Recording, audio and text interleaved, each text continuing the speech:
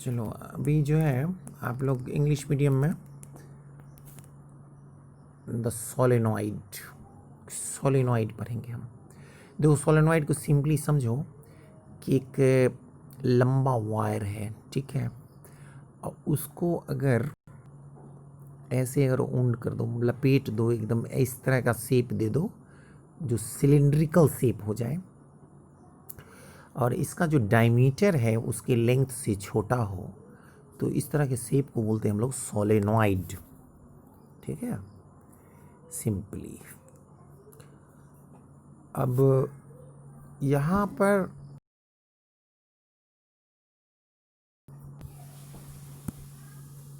कि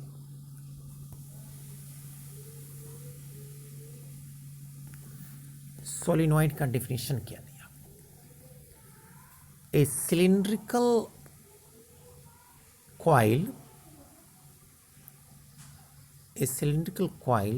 of many tightly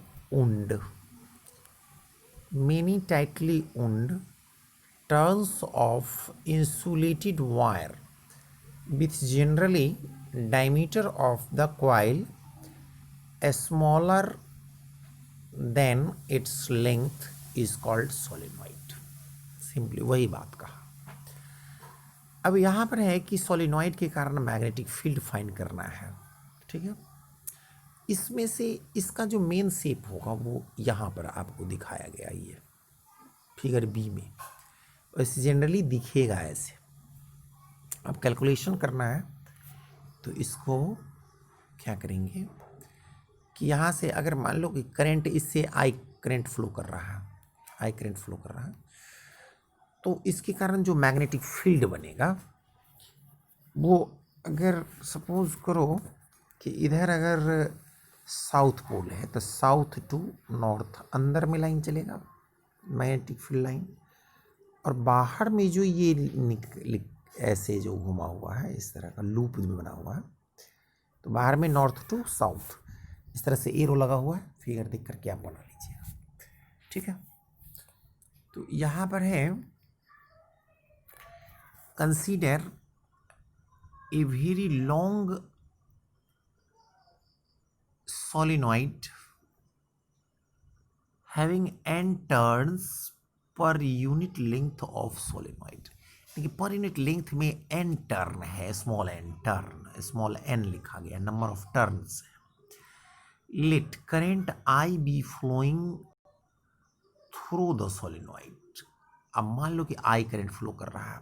the magnetic field inside the solenoid is almost uniform, strong and directed along the axis of the solenoid।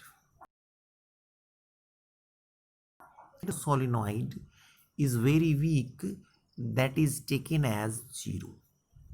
बाहर में जो होता है solenoid के outside में मैग्नेटिक फील्ड लगभग नेग्लिजिबल होता है, इसलिए यहाँ पर हम जीरो ले लिए। इनसाइड में यूनिफॉर्म मैग्नेटिक फील्ड और स्ट्रॉन्ग मैग्नेटिक फील्ड होता है, ठीक है। अब उसमें से जो है स्टेप फर्स्ट में एक जो है रेक्टेंगुलर शेप ले लिया गया है, एक सिंगल एल लेंथ, मान लो ये ABCD वायर लिया गया। Let P be a point well within the solenoid, ठीक है। मान लो कि P पॉइंट है इसके बीच में, ठीक है। और यहाँ पर जो है हम P लिखना यहाँ भूल गए, ठीक ना, तो लिख लेना यहाँ इसके मिड पॉइंट पर, यहाँ पर P पॉइंट होगा, P पॉइंट, ठीक है। अब ये कंसीडर करो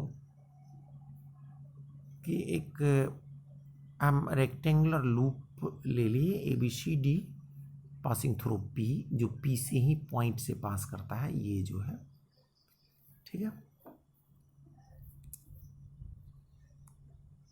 अब यहाँ पर हम क्या करेंगे कि लाइन इंटीग्रल ऑफ BDL अगर लेंगे तो ABCD के अराउंड हमको इंटीग्रेशन करना पड़ेगा, तो ये 4 भाग में बढ़ जाएगा। ऐसे है रेक्टेंगुलर शेप, तो यहाँ AB सी डी ऐसे, तो A to B, B to C, C to D, D to A, तो इस तरह से लेंगे हम। अब यहाँ पर फिर उसी का 4 भाग बट गया, integration B D L, A to B, B to C, C to D, D to A, ठीक है। बी डॉट डी एल सब में आ जाएगा, जब हम डॉट प्रोडक्ट हटाएंगे तो B D L cos theta, cos theta, cos theta, cos theta. चलो, एक जो है आउटसाइड में है और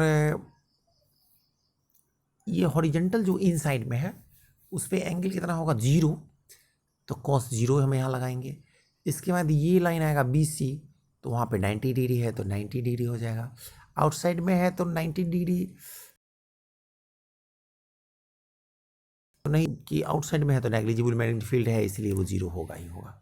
चलो, इसके बाद आएगा डी ए, तो ये भी 90 डिग्री, यानी कि ये सारा टर्म जो है हमारा क्या हो जाएगा 0।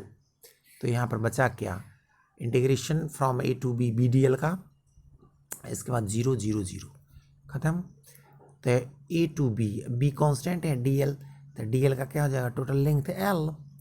तो integration, line integration of B D L over close surface equals to क्या आ गया बी एल।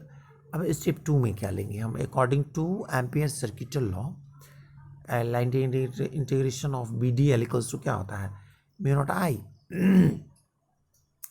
लेकिन यहाँ पर क्या होगा, पर यूनिट लेंथ में कितना है n टर्न है, तो टोटल नंबर ऑफ टर्न कितना हो जाएगा n इंटू एल, ठीक है, इसलिए यहाँ mu naught N I L लिखा गया। चलो, स्टेप 3 में from equation second and third से हम क्या करेंगे, इस दोनों को इक्वेट कर देंगे हम, line integral of B D L को। तो एक का आ गया बी एल और एक का आ गया mu naught N I L, तो एल से एल कैंसिल हो जाएगा, तो B equals to mu naught N I, ये आ गया। तो B equals to mu naught, ये आ गया फॉर्मूला कि ये जो है सोलेनॉइड के इन साइड में मैग्नेटिक फील्ड होता है, B equals to mu naught N I, N number of turn पर यूनिट लेंथ में। अब उसको अगर फाइनली हम इस तरह से लिखें